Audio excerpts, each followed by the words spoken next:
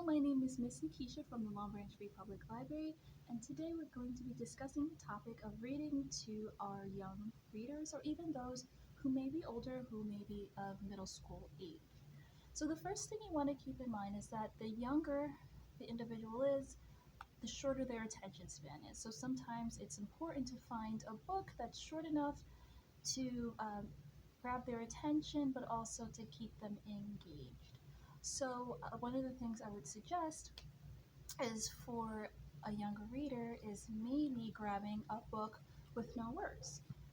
There's nothing wrong with books with no words, it just requires a little bit more engagement. So one of the books that I grabbed was Goodnight Gorilla, and this book has little to no words. So on the first page it says, "Goodnight Gorilla," and here we have the zookeeper who's just checking on all of the animals.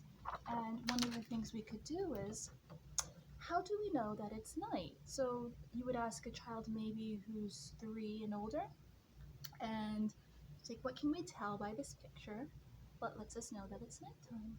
And we can say the moon is out, or it's dark, or when do you typically say goodnight? When it's time for bed, right? So, and then we can ask different questions, like, what other interesting things do we see in this picture? We can say, oh, there's a pink balloon. Or we can mention the fact that there's a tiny little mouse chewing on that string. And what do you think will happen once he chews all the way through? So those are different things that we could ask just based on this page. And then we have our little gorilla who is able to grab the keys from the zookeeper, and he's making his way out. And then we can just continue. And then he says, "Good night, elephant." We can ask questions like, what sound does an elephant make? And then you can ask the child to say it. And if they're not sure, then you can make the noise that an elephant makes. And it's like, "Roar," or whatever noise that could be. We could also ask, what do elephants like to eat? And then we have peanuts here at the bottom of the page, and maybe that's a snack that elephants like to eat. And then here we have a lion, so we can ask about colors. We can ask, once again, what noise does the lion make? Where does a lion live? And so on and so forth. So with that, you want to be able to see if the child is comprehending. So by asking questions, that's important to see if they're completely understanding what it is that you're saying. Excuse me. You can also ask them, what do you think is going to happen next before you turn the page? So here we have the elephant. And we know that the monkey here, or the gorilla, has the keys. So what do you think is going to happen on the next page? Right, since the gorilla let himself out, don't you think he'll let his other friends out? So we turn the page and we find that the elephant is out. So that's a prediction that we could ask our or the child if that's something that would possibly happen. And so the other thing too is, if you're going to be reading, that book would be for a much younger child, anywhere between 1 and older, just depending on what exactly you're asking, or what noises that you're making. And so the other book that I have, which would be for an older child, is called Ruth Bader Ginsburg. So this is about 24 pages, and it's a biography about Ruth Bader Ginsburg. But as you'll notice in this book, very few words. So that allows us to maintain the attention of the child. And then there's a picture here, and you can read it. And it says, "I was born in Brooklyn, New York, and it was 1933.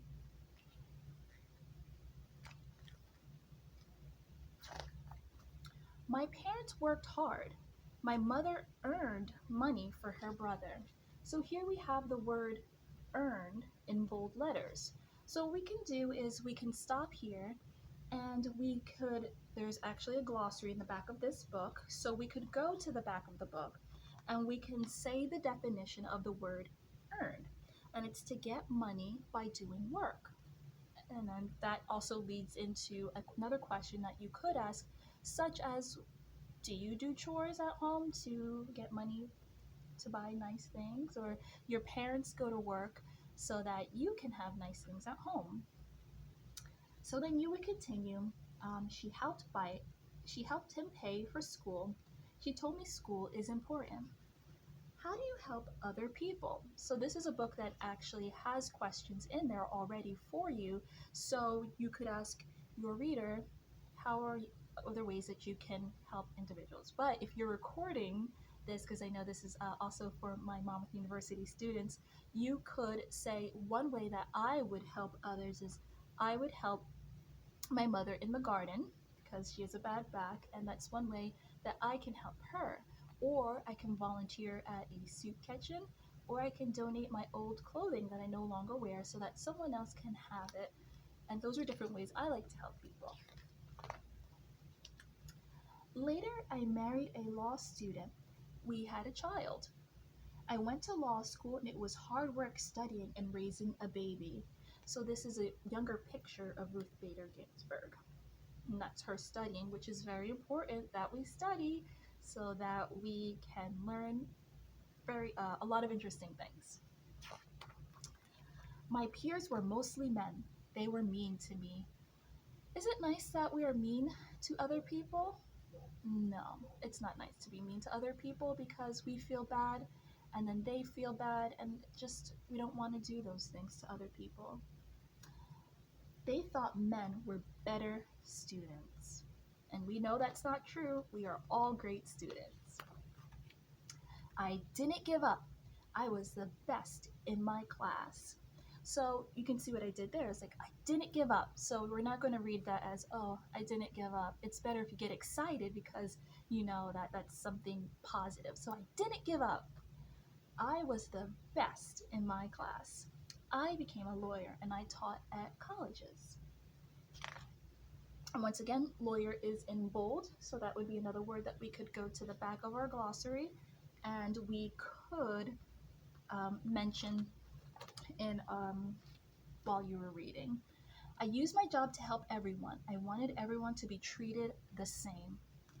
Why are people treated differently? And then that would be another way that you could engage the student, or you could also just give your example as well if it's recorded.